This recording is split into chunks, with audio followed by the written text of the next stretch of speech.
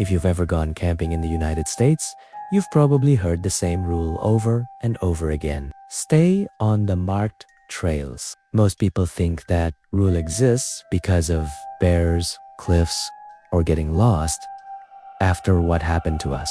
I don't think that's the real reason. My name is Jake Miller, and this happened in October of 2024 inside Cascade National Forest in Washington State. There were 6 of us: me, Tyler, Noah, Emma, Olivia, and Chris. We'd all been friends since college, and every fall we took one camping trip before winter rolled in. Nothing crazy, just burgers over the fire, a little fishing, a couple of beers, and talking trash until 2 in the morning. This trip was supposed to be no different. Man, I wish we'd stayed home.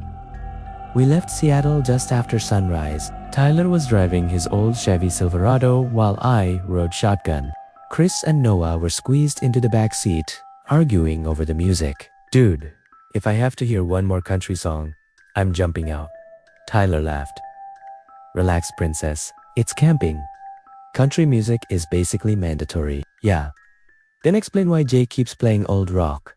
Because Jake has taste. No, Jake's just old. I'm 26. Exactly. Everyone laughed. Behind us, Emma and Olivia followed in Olivia's Jeep. They kept making fun of us over the walkie-talkies every chance they got. You guys lost yet? Tyler grabbed the radio. We're sightseeing.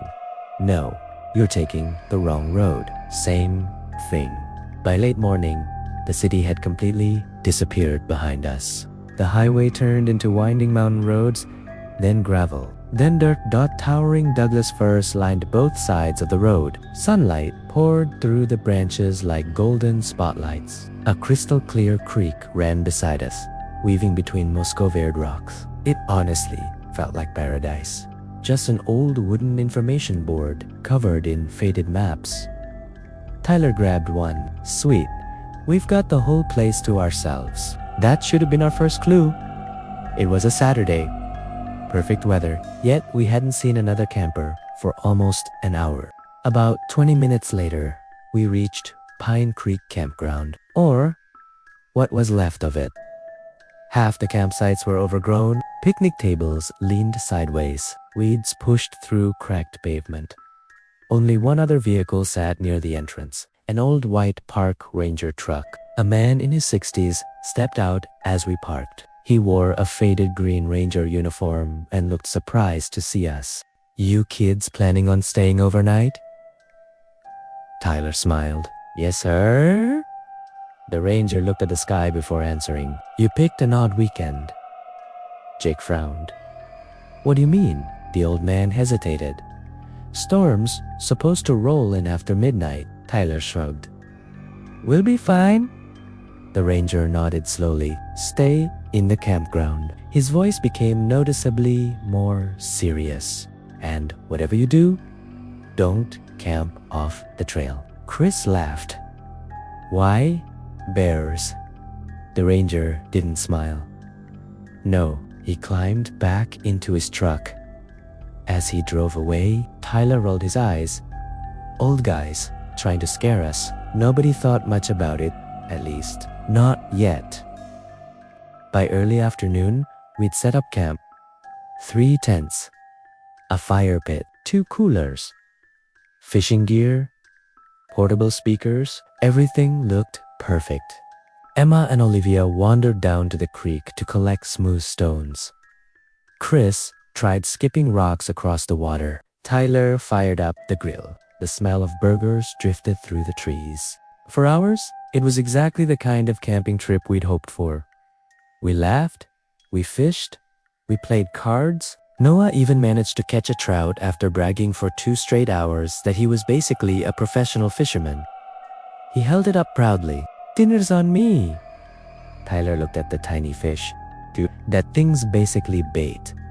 Everyone cracked up laughing. Just before sunset, Chris came jogging back into camp. Dude, you guys gotta see this. Jake looked up. What is it? I found another campsite. So, it's weird. He led us about 5 minutes into the woods. Hidden beneath towering trees was an old campsite, completely abandoned. A rusted fire ring, rotting logs arranged in a circle. The remains of an old tent. Everything looked like it had been left there years ago. Emma looked around. That's creepy. Tyler shrugged. Probably closed after a storm. Chris pointed toward a tree. Someone had carved a sentence into the bark. It was still readable.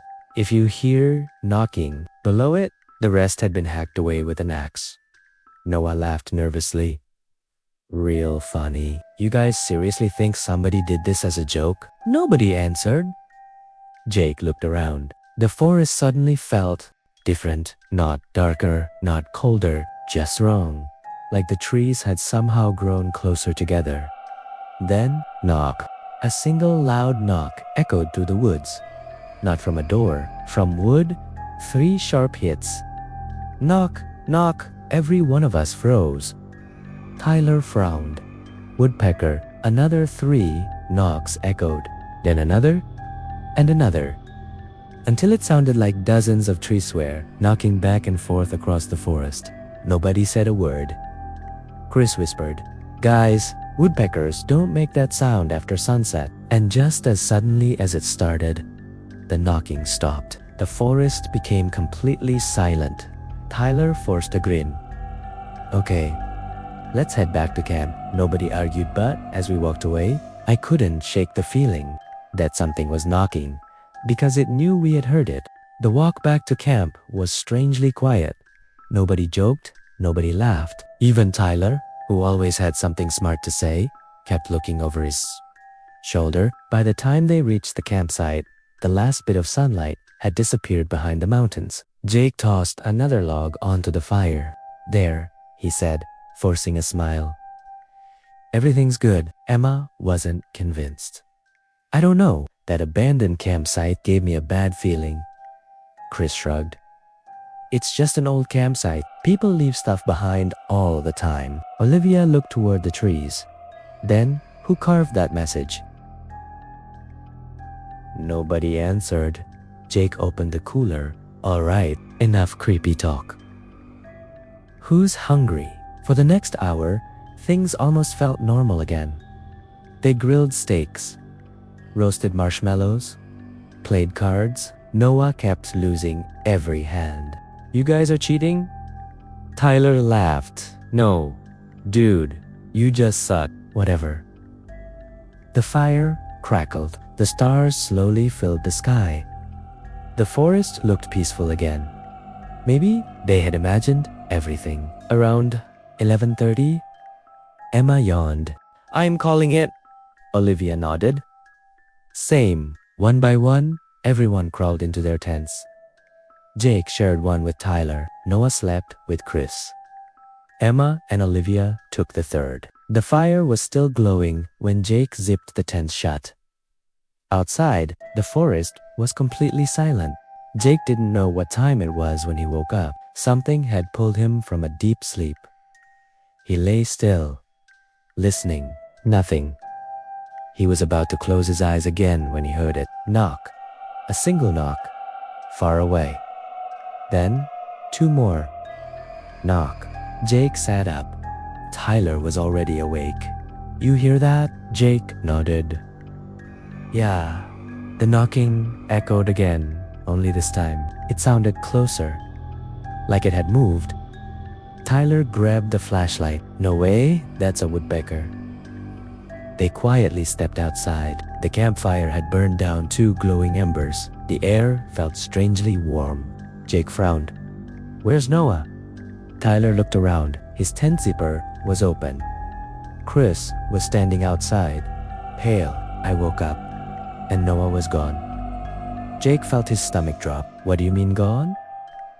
"He wasn't in the tent." Emma and Olivia rushed outside. "What's happening?" Chris pointed toward the tree line. "I thought he went to the bathroom." Then, knock. 3 sharp knocks echoed through the forest. Closer than ever. Emma grabbed Olivia's arm. "I don't like this," Jake shouted. Noah. His voice disappeared into the darkness. No answer. Then they heard footsteps, running, branches snapping. Someone burst out of the trees. It was Noah, covered in mud, breathing so hard he could barely speak. Jake grabbed him. What happened? Noah stared into the fire.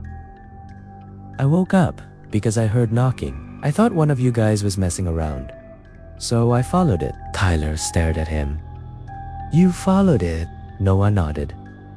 I only walked for like 2 minutes. Then I turned around, and the campsite was gone. Everyone froze. I searched for almost an hour. I couldn't find you. I kept walking in circles. Jake looked at his watch. It's 2:80. Noah slowly shook his head.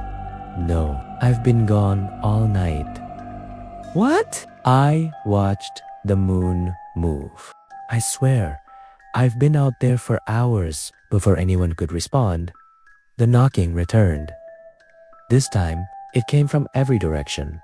The trees echoed with the sound, one after another, like hundreds of invisible hands striking wood. The ground vibrated beneath their feet. Chris whispered, "We need to leave." Nobody argued.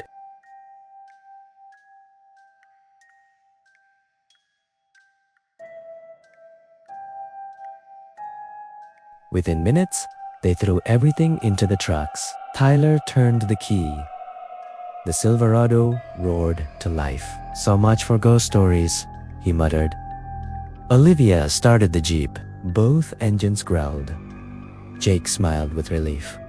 Let's go. The two vehicles raced toward the campground exit. Their headlights bounced across the dirt road.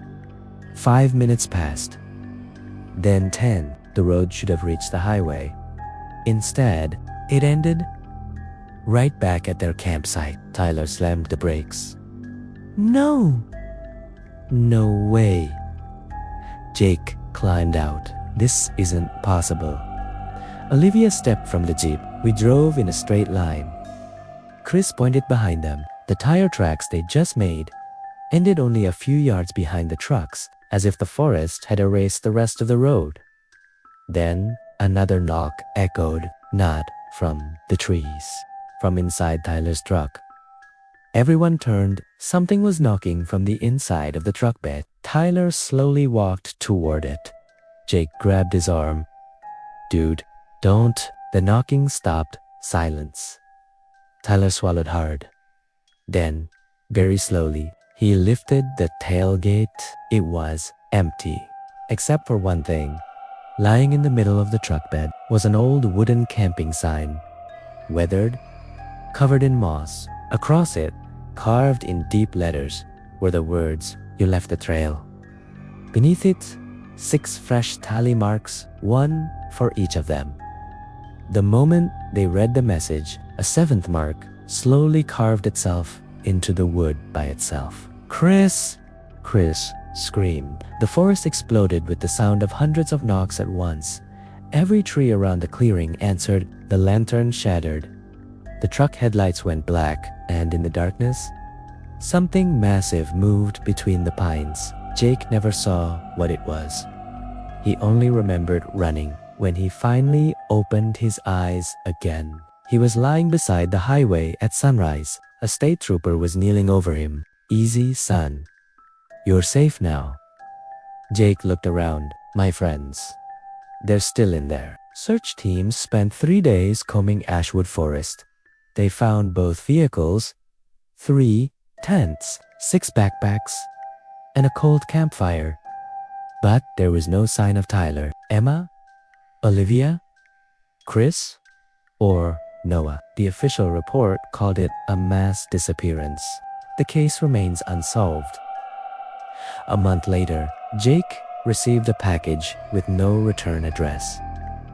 Inside was Noah's GoPro. The last video showed the 6 friends laughing around the campfire. Then, at exactly 2:17 a.m., the camera slowly turned toward the trees. Between the trunks, 6 figures were standing perfectly still. One of them looked exactly like Jake, smiling. Even though Jake was still sitting beside the fire,